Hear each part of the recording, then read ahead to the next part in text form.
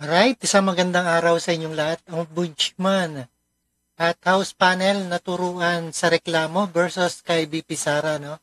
At nagbatuhan sina Ombudsman at Kamara kaugnay ang reklamong impeachment laban kay BP Sara Duterte noong May 10. Araw si BP Sara mula Hunyo 20 para sa isumite ang counter affidavit. Alright, panoorin po natin guys. Mayroon pang isang sumama sa mainit na usaping ito. Sino na yan? Ito po naman ang prinsesa ng Kamara de Representante. Aba, Opo. may prinsesa na pala. May prinsesa po ang Kamara de Representante sa katauhan po ni Princess Abante. Ay, may boses daw yun, Sin. Oh, pakinggan na lang natin. Pakinggan natin, Ang Ma'am prinsesa. Princess. Noong una, Princess ba yan? we have not received a copy of the said order to file a counter affidavit. Ako personally, I've learned about it through the reports, and I've seen it on social media.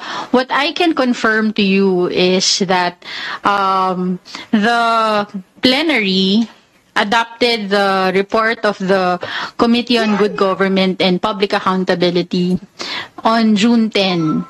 And then the committee report was furnished to the Ombudsman they received it on June 16. Nita. So it appears that the Ombudsman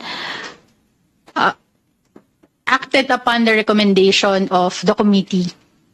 What I know is that the House or the committee itself did not file any complaint, but it appears that the Ombudsman acted upon the recommendation of the committee. Pag ganun po ba ang complainant, House of Representatives and Good Government? Dun sa ano kasi sa heading ng nakita ko nakalagay yung committee I still have to read about it and review my limited knowledge of the legal processes, no?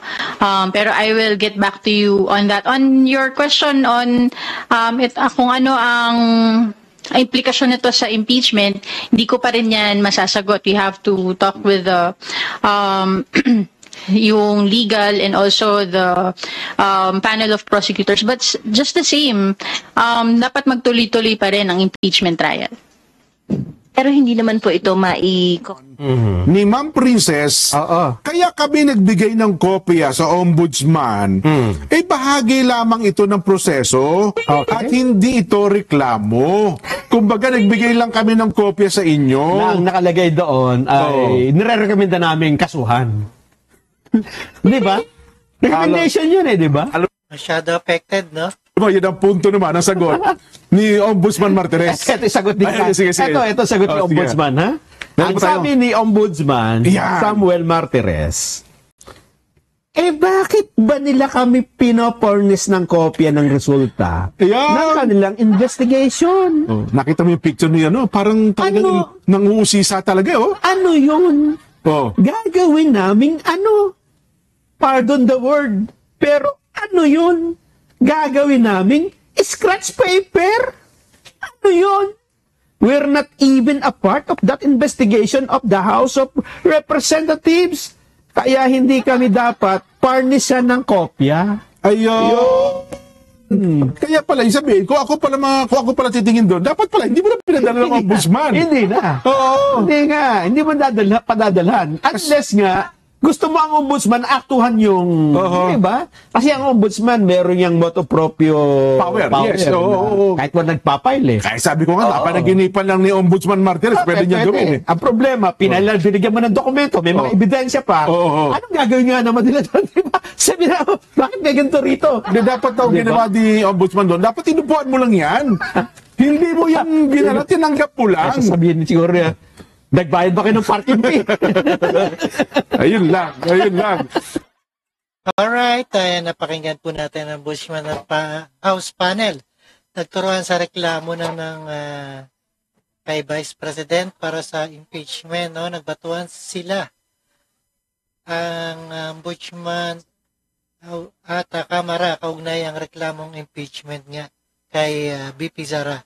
Alright, maraming salamat sa panonood kinig dito kay Rob Trip. And don't forget to subscribe this channel and peace out.